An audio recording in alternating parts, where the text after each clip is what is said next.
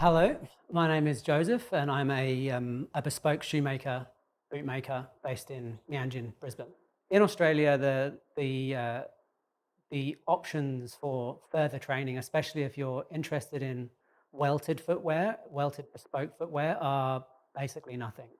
And that is why I thought it was so important that someone should travel overseas and gather as much information as possible from a country where the bespoke shoemaking industry has become so um, so good, so world renowned, and hopefully in time I can share that with other people within our community.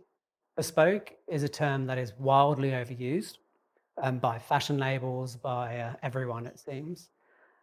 In its purest form, in shoemaking, bespoke means that the shoes have been made exclusively for you.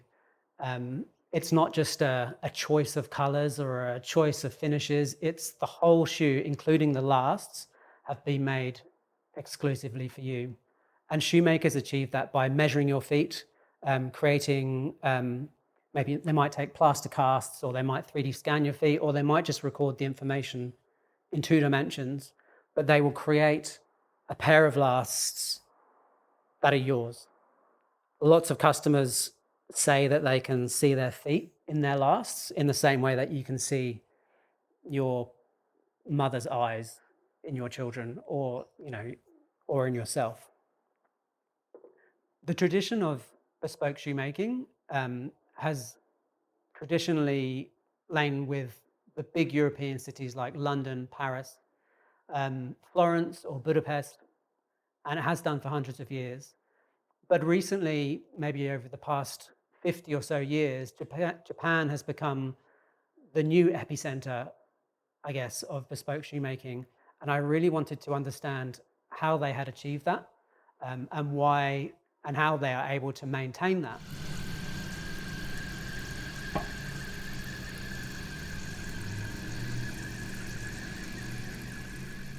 So I arrive in Japan, and I settle in for a couple of days. And my first stop is to the shoemakers class, which is a shoemaking school set up by Noriyuki Masawa and his wife.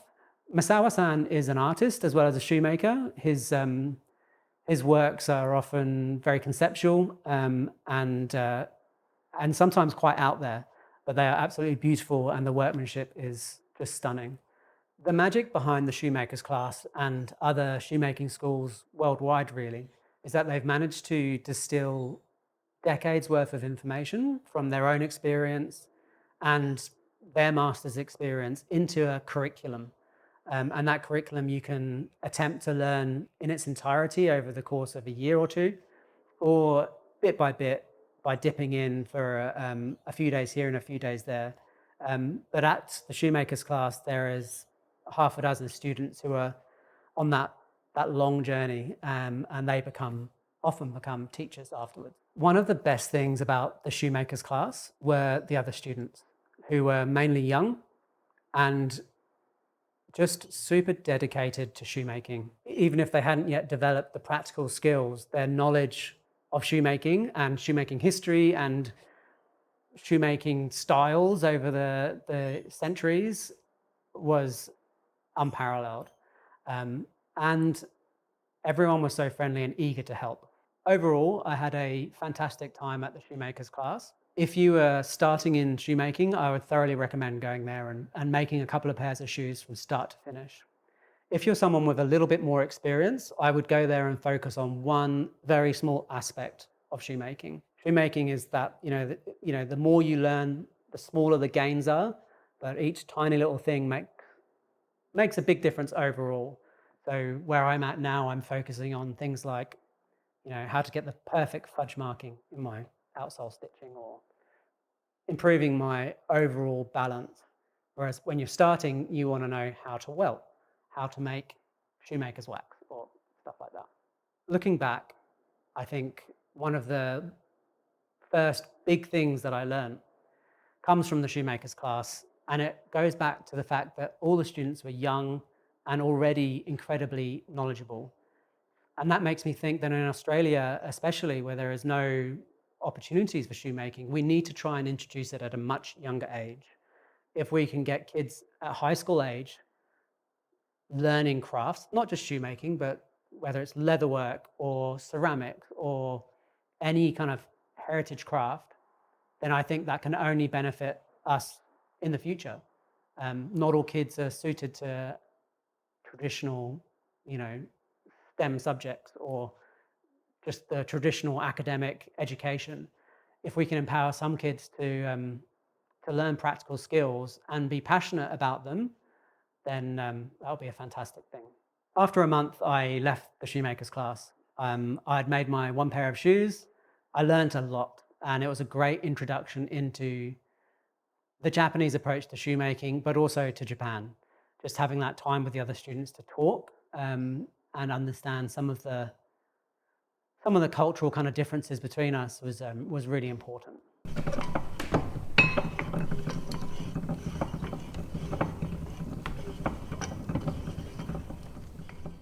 My next stop in Japan was with a shoemaker called Kiyonori Udagawa, and he is mainly an outworker from his home in Ageo, which is just northwest of Tokyo. As an outworker, Kiyo gets paid by the pair, so it was a very humbling experience to see just how fast he works. Whereas it might take me 2 hours to do one shoe outsole stitching, he might be able to do it in 45 minutes. Kiyo was a very quiet man, and sometimes it felt like we didn't speak in a day beyond the hellos and goodbyes. But he was always watching, and sometimes I'd be working away, and all of a sudden there'd be a deathly silence because he wasn't working, and I could just feel his eyes on my work. Um, and luckily, he would catch me before I did something wrong, which I guess was the whole active supervision part of that experience.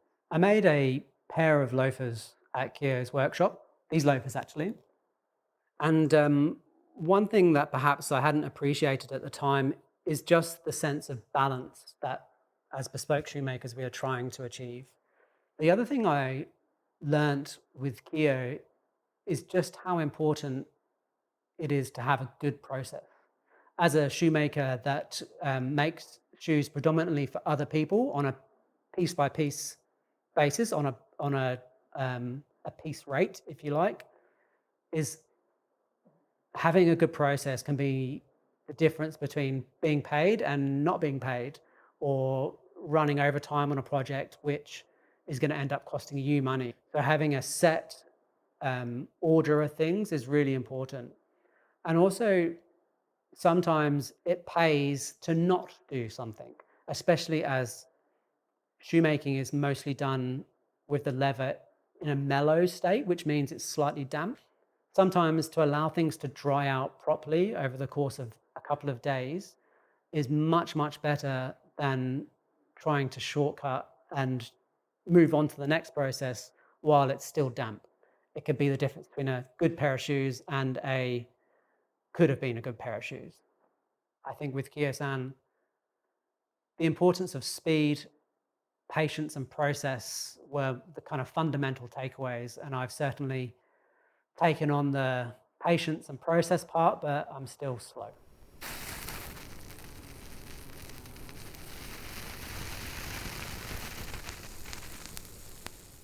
Before I left for Japan, I had spent significant time making contacts in Japan over social media mainly. And one of my friends, Tatsuya Kamikubo, who's also a shoemaker, had made an introduction between me and Shirakashi bootmaker, who had been one of my idols as a kind of my shoemaking education started.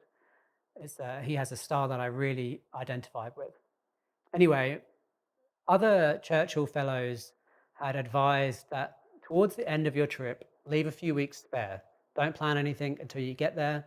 And I did exactly that. In fact, I left a whole month spare at the end of my trip. So as I was coming to the end of my time with Kiyo, my shoes were almost finished. I was really happy with them. I took a day off and I went to Yokohama, south of Tokyo, and met Tetsuya Shirakashi. We met, and that changed everything that I've done since. Shirakashi and I got on like a house of fire. It turns out we share a very similar story. He was a graphic designer for a good 10 or 15 years before he even started shoemaking. He started shoemaking at the same age as I was then. I had a previous career in geology, um, and yeah, we had a great connection. But I mentioned to him that I had a few weeks spare at the end of my trip, and before I had even asked, he offered a place in his workshop, basically, where I could be working for him for free, obviously, and making shoes for real customers in a real working workshop. So obviously, I jumped at the chance, and that was the last month of my trip. When I left the first meeting, I was ecstatic. It was one of the happiest moments I've had in a long, long time. And it was a real Churchill moment. It's the kind of moment everyone had talked about, how, you're worried about something and all of a sudden you meet someone and they open up a whole world of possibilities. That's what it was like with Shirakashi-san. I'm very grateful to him for it. On the very first day that I worked with Shirakashi-san, we went downstairs to a restaurant at lunchtime and had soba noodles, fantastic. And he asked me what I wanted to learn from my time with him. So I told him I really want to improve my last making, and I want to improve my blocking, which is a process of stretching leather over a form for certain types of footwear, like Chelsea boots or jodhpur boots. And Shirakashi-san made it his mission to make sure he'd imparted that knowledge onto me by the end of my time with him. Day to day, I was making trial shoes with Shirakashi-san. So in bespoke shoemaking, the process is that we measure the customer's feet, we make a pair of lasts for them, and it's rare that you would get the last exactly right on the first attempt. So to mitigate that, we make what is known as a trial pair of shoes or a fitting shoes. And that was my job day to day. I was making those fitting shoes, which are using the kind of the less, which are using the scrap parts of the hide leather that's not good enough to go into the final shoes, but it's still the same color and the same type of leather as the real pair. I really enjoyed the rhythm and just the day-to-day workshop life with Shirakashi-san. We had a really good rapport. We would, we'd arrive in the morning, we would work for a few hours, we would have lunch at 12. I would always have onigiri from the konbini over there because they're just so good and so cheap. He would make miso soup. We'd often have a little treat, a little cookie or something. And then at 3 o'clock, we'd have coffee. We would spend 20 minutes talking about this Instagram reel or whatever it is that we were looking at on those days. And it was always a time where I could ask the random questions that just weren't appropriate to ask when we were both working. So I really cherished our lunchtimes together, our lunchtimes and coffee breaks. So it was just really, it was a lovely time. And in fact, I think that's an important point, is that you have to stop during the day and take 5 or 10 minutes, 20 minutes if you need to, just to kind of do something different. I think it will, in a lot of cases, it will improve your work to do so. Shirakashi-san was my gatekeeper to the shoemaking elite in Japan. His master, when he was training, was Yohei Fukuda, who is one of the preeminent shoemakers worldwide. He's a really big deal. And we went to meet him, and we saw his workshop and his display space. I brought him a sample of shoes that I'd made, and we analyzed them together, and he gave me advice. And again, Fukuda-san has become a friend of mine, and I have Shirakashi-san to thank for that. I think my main learning with Shirakashi-san was this concept of balance. Again, balance in the pattern, balance in the curves of the last, even balance in terms of the interaction with the customer, giving leeway sometimes, but ultimately maintaining your brand identity in your shoes is really important. You can't always say yes, and sometimes it's better to say no. I think one of the things I learned with Shirakashi-san was the importance of community, and that is how Japan has managed to maintain its status within the shoemaking community. They have easy access to almost all the supplies they need to make the shoes that they do. Whereas in Australia, almost everything is shipped in from overseas. If there's a demand for something in Australia, sooner or later, it's going to become available.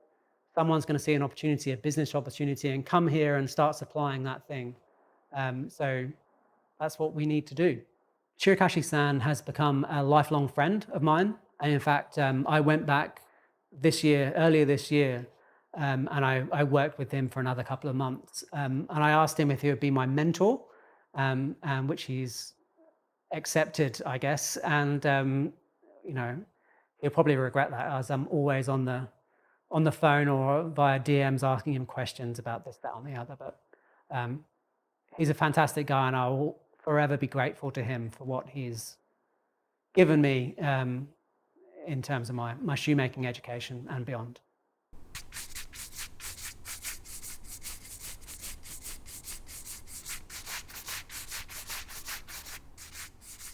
I went to Japan expecting to find some secret Japanese technique or an ancient secret that enabled the Japanese shoemakers to achieve such high results. But what I actually found was that they're just hardworking. They work really long hours. They are dedicated to a lifetime of learning and understanding every aspect of their craft. And that is what has made Japanese makers just so good. Many of the master shoemakers in Japan were taught in Europe. Fukuda-san was taught in London, or Masawa-san was taught in Vienna. And they've taken their 10 or 15 years of experience in those countries and brought them back to Japan. And now they're passing on their learnings to their apprentices or to their students in their schools. And that's what we need to do in Australia. And it's what the Churchill Foundation or the Churchill Trust is doing. That's what it's enabled me to do. I've gone to Japan, and before that, on my own dollar, I've gone to England and I've learned. And it's a fantastic thing, giving opportunities to people to share their craft. In Japanese, there's this word called shokunin, and in English it translates as craftsperson or something like that, but the meaning is so much deeper in Japan. A shokunin is a craftsperson that has dedicated their whole life to one thing, whether that's soba noodles, whether that's shoemaking, whether it's calligraphy or any number of other crafts. But their shokunins are respected for their dedication, basically. And I really identify with that concept of learning one thing and learning everything about it if you can. Having a respect for your materials, believing that the higher quality of materials that you use will result in a higher quality end product. Shokunin can go their whole life trying to master and perfect their one, the thing that they do, and may never get there. In their eyes, at least, they will never be masters. And it's a humbling thing. And again, I really identify with it. I'm excited by the idea of learning everything I can about shoemaking and always improving. Always, the next pair will always be slightly better. I love to learn.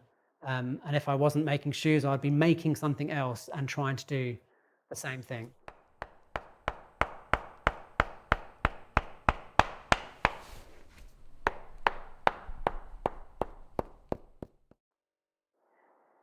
Has it sort of changed your practice a lot, your time in Japan? Have your attitude towards It's completely changed it. Has it? Yep. Everything has changed.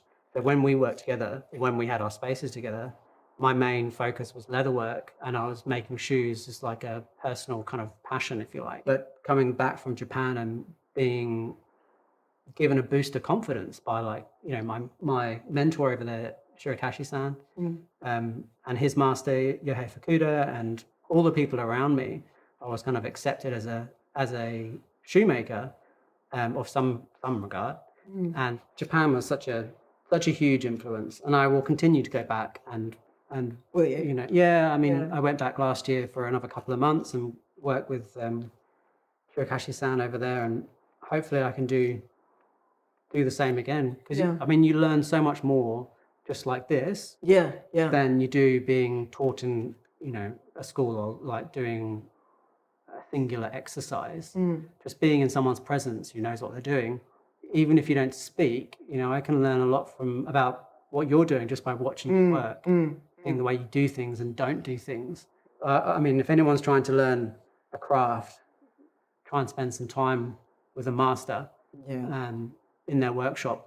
Even if you're not allowed to actually make anything in the workshop, just go. Just be there. Just be there, yeah. Yeah.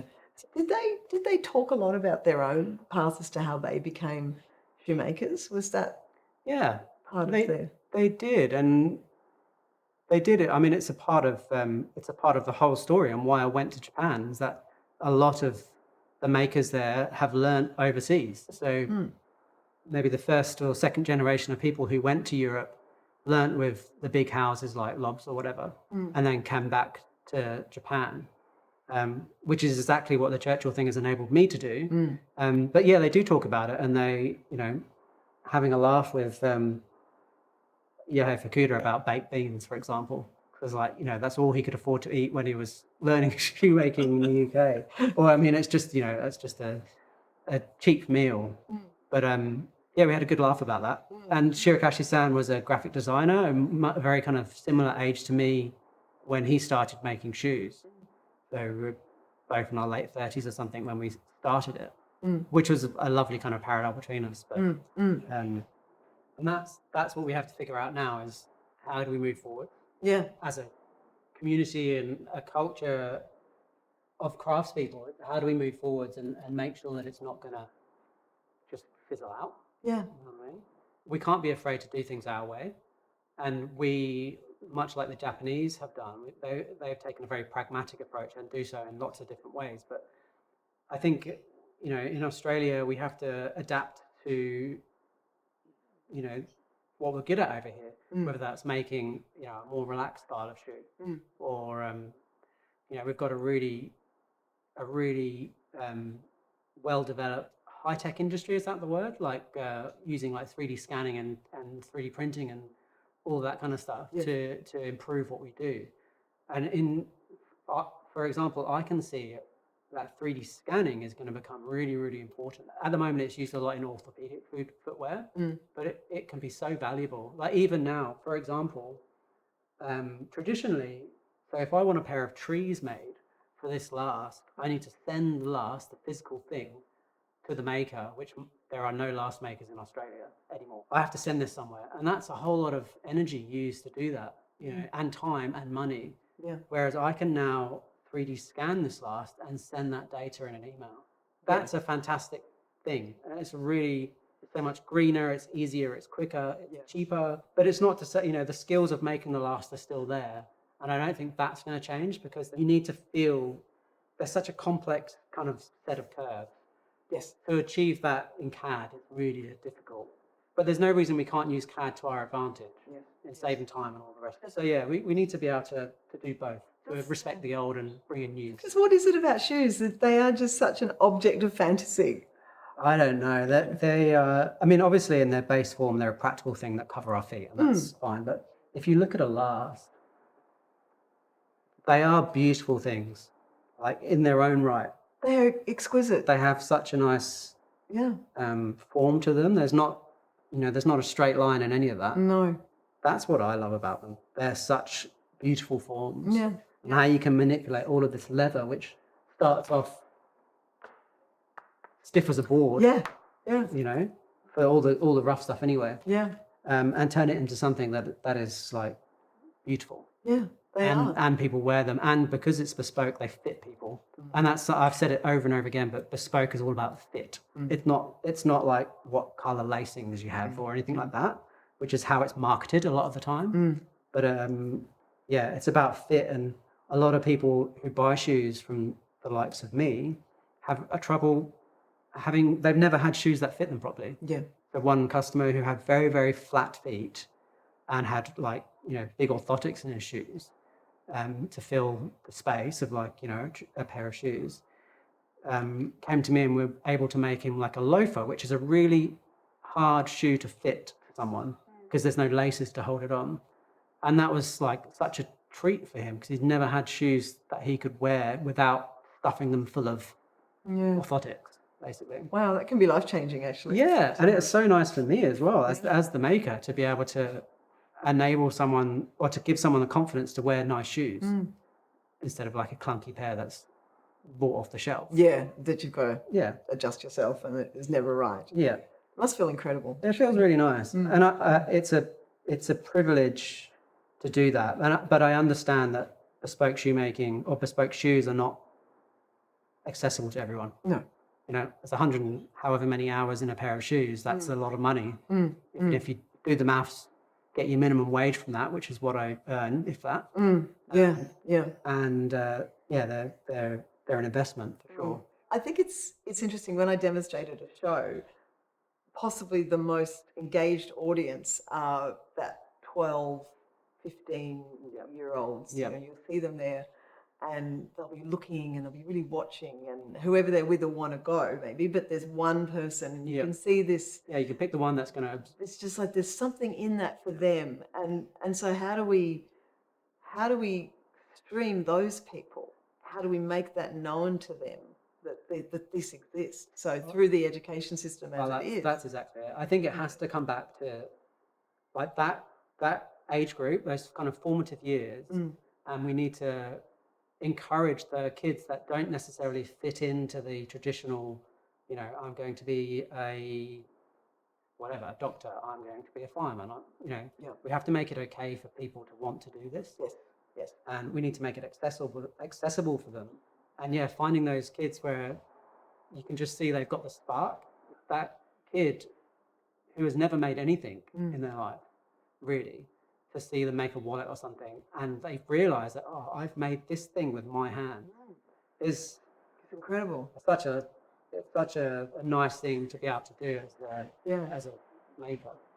Yeah, and I think there is a little bit of discouragement for kids who might think, can I do this? And there's a lot of, well, no, you'll never make a living, it'll be a hobby, but and people do. It's difficult, and we need to find a way that they can sort of fit into the economy in a way that perhaps, and I guess that will become a series of, the words compromise is the wrong one, but using technology, using traditional skills, finding a way that these crafts can go forward. And of course, and I have such enormous faith in this next generation to bring their kind of wildness to it, and I'm really interested to see what they will do with it as well. I mean, at some point I would love to teach other people shoemaking. I don't know, I feel like I need to be a shoemaker right now and make shoes for customers. And absorb yourself in that. And just really do that for 10 years maybe. And then it will get to the point where you almost feel compelled to perhaps bring someone in that has a spark, and you can change someone's life, can't you? Even, as you say, it can just be an Instagram comment or someone who visits you and sees what you're doing and then thinks that within this country there is a way forward for craftspeople, because I think a lot of young people in Australia who are interested in perhaps the life of an artisan will think, is there a place here for it? But there is. Oh, there totally is. It's an amazing life. It's not easy, but it is an amazing life. I love the fact that I've found a focus. And other people go throughout their whole lives and they may have a day-to-day job, which is great, brings the money in, but it's not what they want to do. And that's just the reality. And I understand that, it's not possible for everyone. But if we can get a few more people doing what they want to do and they love doing, I think, it'd be a nicer place to be. I'm not getting much work done though. No, me neither. Back to work.